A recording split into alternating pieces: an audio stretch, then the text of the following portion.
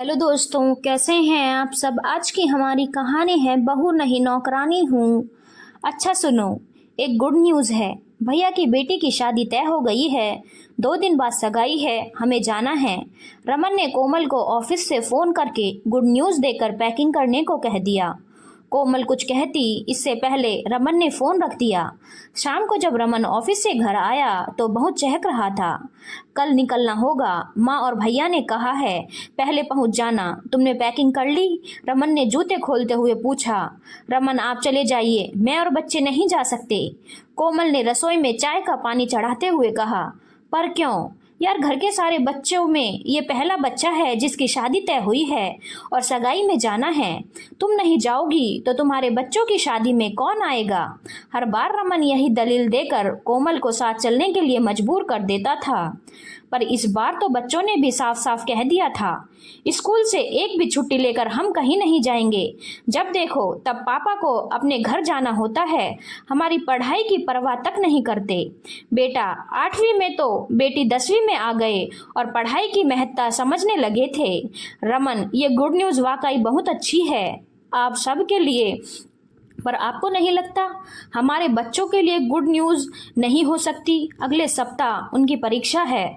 उधर जाओ तो माँ के कहने पर आप 4 दिन की छुट्टी और कर लेते हैं, बीमारी का बहाना कर, और बच्चों को भी यही सिखा रहे हैं।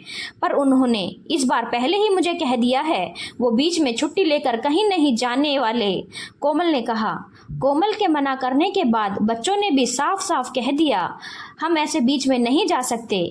क्या है पापा, वो लोग ये सगाई वीकेंड में कर लेते तो हम जाकर भी आ जाते, पर उधर जाओ तो दादी माँ के इमोशनल अत्याचार का विरोध नहीं कर सकते और फिर 2 दिन रुकना पड़ता है। बेटी ने कहा। रमन को तो जाना ही था, आखिर उसके घर का फंक्शन था। उधर सब ने कोमल के न आने पर शिकायत भी की, जो लाजमी भी थी, पर कोमल को इस बार कोई फर्क नहीं पड़ रहा था। कोमल बच्चों को स्कूल भेजकर बैठी ही थी कि रमन का फोन आया। लो, बात करोगी? माँ है। हेलो बहू, क्यों नहीं आई? सगाई में ना बच्चे आए, ये क्या बार बार होगा? आना चाहिए था। देख रही हूँ आजकल बहुत मनमानी करने लगी हो। अब नहीं आई हो तो क्या ही बोले, पर ब्याह के वक्त पहले आ जाना। कोमल सासू माँ की बात सुनकर चुप रह गई, कुछ नहीं बोली। इन सब के लिए वो पहले से ही तैयार थी। फोन रख वो सोचने लगी, आखिर मेरे साथ ही यह सब क्यों होता है। सासू माँ हमेशा ही बड़े बेटे के पास रहती थी, उसके पास कभी कभी आती थी, पर मन न लगने का कहकर जल्दी ही चली जाती थी। स्वाभाविक ही था, जहाँ रहते हुए कई साल हो गए वहाँ मन तो रम ही जाता है। कोमल रमन के साथ उसकी नौकरी की वजह से दूसरी जगह रहती थी।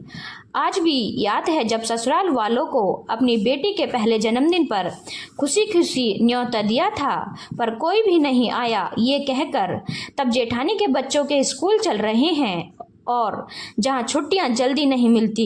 इस तरह से बहुत बार ऐसा हुआ जिससे कोमल को बहुत दुख होता था, और इसके विपरीत रमन घर के हर छोटे फंक्शन, यहाँ तक त्योहारों पर भी कोमल और बच्चों को जिद करके घर ले जाता।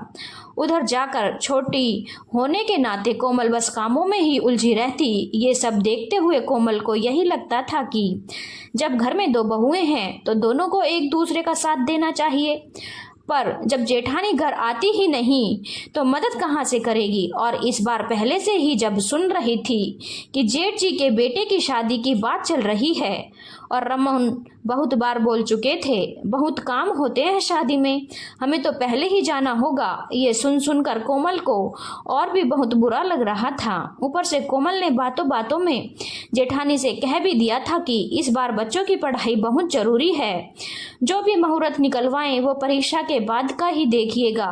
पर यहाँ भी उसकी नहीं चली। इन सब बातों ने उसे इस गुड न्यूज़ में खुश होने का मौका ही नहीं दिया।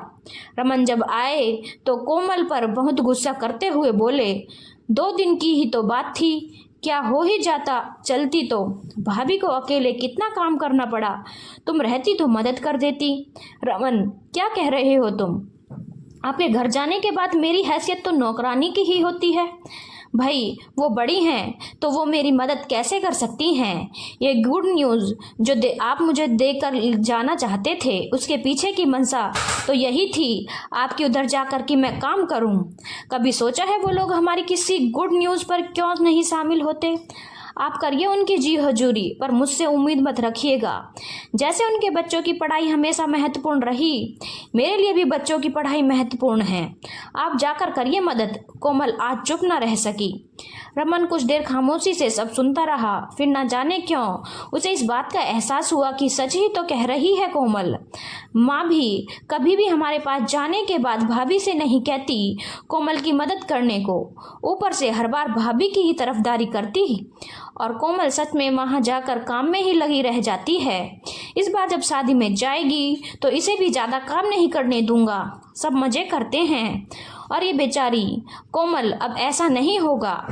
उस घर में जिम्मेदारी दोनों की बराबर होगी। रमन कोमल से बोला, देख लीजिएगा रमन, नहीं तो शादी में भी शामिल होने का मेरा मन नहीं करेगा। सबकी गुड न्यूज़ होती है और काम की वजह से वो मेरे लिए बैड न्यूज़ बन जाती है। कोमल ने कहा, पक्का प्रॉमिस अब ऐसा नहीं होगा। रमन कोमल को मनाते हुए बोला, दोस्तों जब भी घर में कोई फंक्शन होता है वो वाकई गुड न्यूज़ ही होती है, पर जब किसी के हिस्से बस जिम्मेदारियां ही आएं, वो इस गुड न्यूज़ पर कैसी प्रतिक्रिया करेगा। धन्यवाद दोस्तों, अगर आपको कहानी अच्छी लगी हो तो चैनल को लाइक, शेयर और सब्सक्राइब करना ना भूलें।